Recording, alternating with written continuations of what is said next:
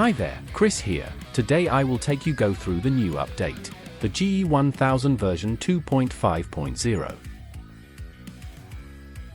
In the last update, we added the multi-control in the Stompbox mode. In the version 2.5.0, the new sub-patch is the main part of it. Let's enter the footswitch control menu to check it out. As the patch C is selected now, I can press footswitch C to enter control menu. You can see it changes from 4 control footswitches to 3 control footswitches and 3 sub-patch footswitches, comparing to the last version. Press the bank down to switch between Stompbox and sub-patch mode.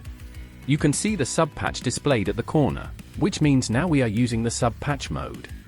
Press A, B, C, you can see the sub-patch modules are highlighted on the screen. Then if you press the bank down, it will switch back to the traditional control mode.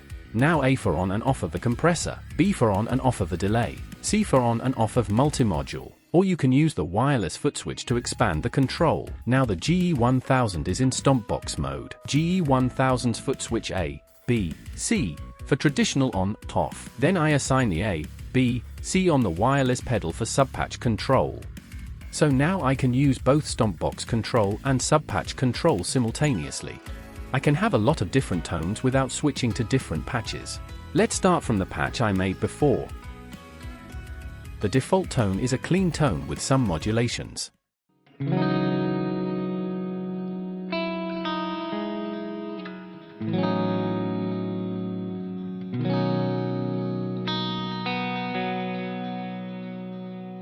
Let's check out the detailed setting of it.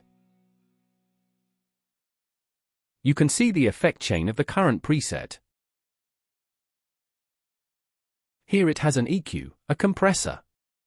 These modules are all off now. Then we have a clean amp model. And of course a cab sim. Another EQ module. Delay and reverb modules.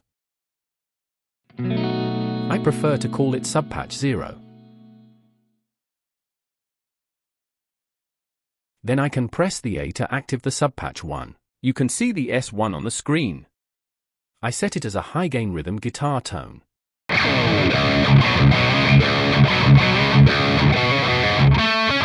Let's check out how it works. As it is preset C, press C to enter the control menu. Now we are in the sub-patch mode. Select the sub-patch A. Select the dots. The setting menu will pop up. You can rename it. I renamed it as RG before. Select Edit to enter the editing page. Now you can select which modules you wish to turn on, off in this sub-patch. Let's see how I set between the clean tone and the high-gain rhythm tone. I keep the EQ on, but the compressor is off now. Those modules are off before are set to on now. Here I have an overdrive boost, a high-gain amp model. Those clean amp model and cab sim are off now. Delay and reverb are off as well.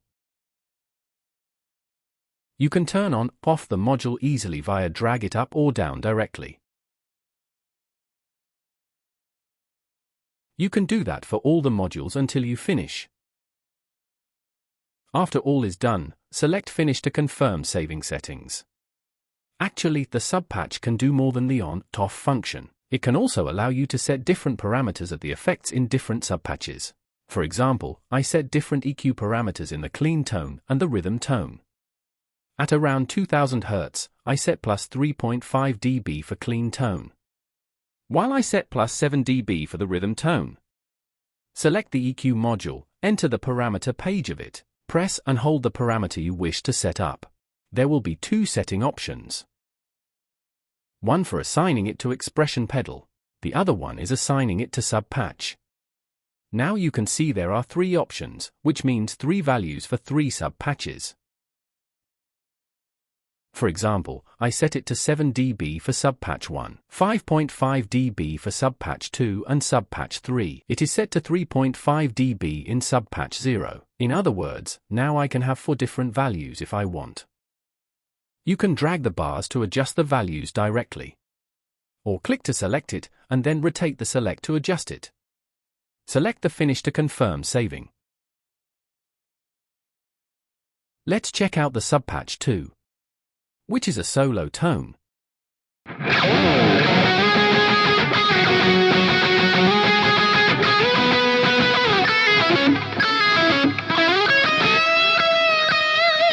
subpatch 3 is a solo tone with auto wah.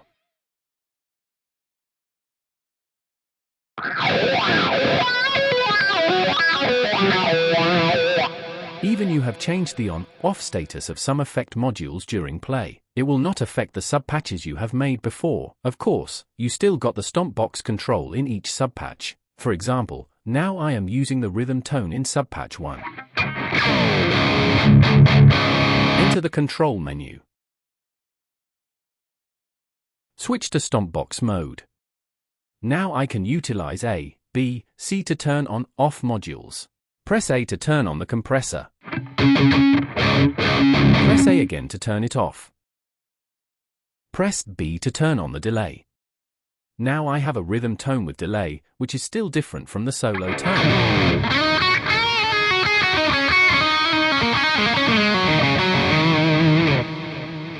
Press C to turn off overdrive boost while turning on the delay.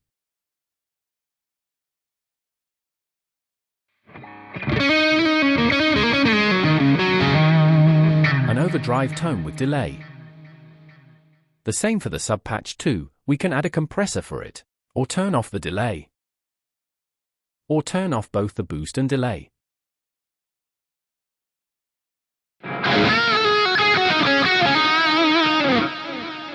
The same, A for compressor, B for delay.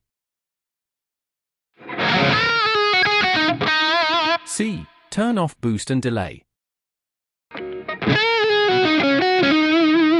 So as we have 4 subpatches, each with 3 Stompbox controls, we can have up to 16 different tones without switching preset patches. That's all for the subpatch updates. Another main update for GE1000 is it supports bass guitar now.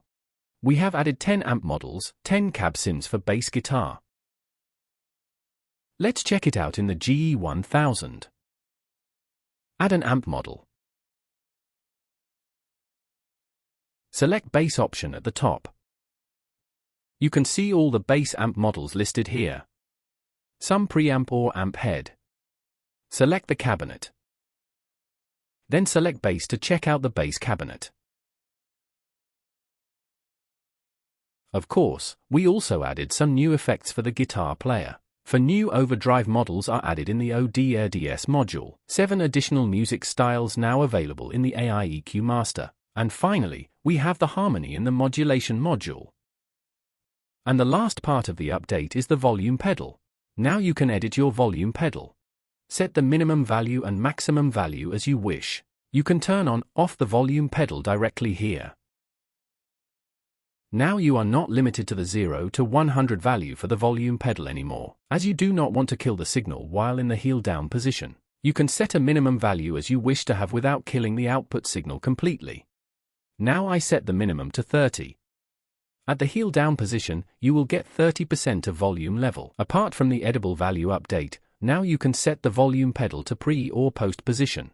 Pre-volume pedal can control the input gain directly. Post-volume pedal is the traditional control mode. Press Setting to enter the System Setting menu. Then you will find the volume pedal position options. That's all for the new firmware update of GE1000. Thanks for watching.